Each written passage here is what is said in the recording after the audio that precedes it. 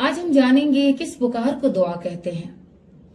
अल्लाह रब्बुल आलमीन इस सारे आलम फानी में आराम और तकलीफ, फरहत और मुशक्कत, दोस्त, दुश्मन, बीमारी और सेहत और उस तरह की मुख्तलिफ चीजें पैदा की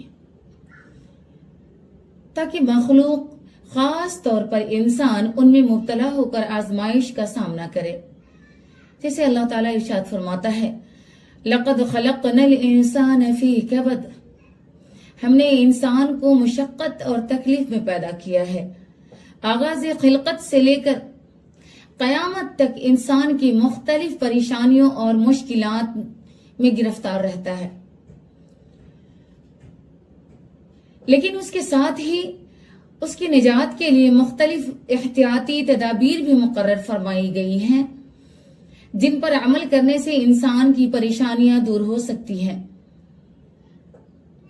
जैसे सर्दी से बचाव के लिए गर्म सामान और गर्मी से बचाव के लिए ठंडी चीजें, दुश्मन से बचाव के लिए सामान जंग और रंज व गम को दूर करने के लिए आराम और राहत के असबाब, बीमारी को दूर करने के लिए दुआएं और दवाएं पैदा की गई हैं।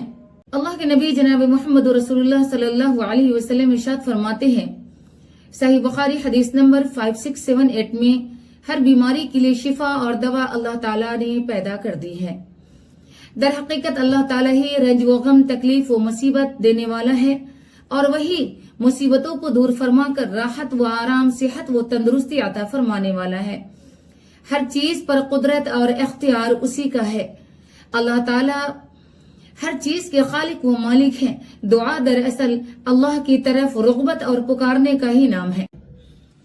सूरह अहकाफ आयत नंबर 5 में अल्लाह ताला इरशाद फरमाता है, उनसे ज्यादा गुमराह कौन होगा जो अल्लाह के सिवा किसी और को पुकारे, जो कयामत तक उनकी बात नहीं सुन सकते, बल्कि वो उनकी पुकार से ही बेखबर है।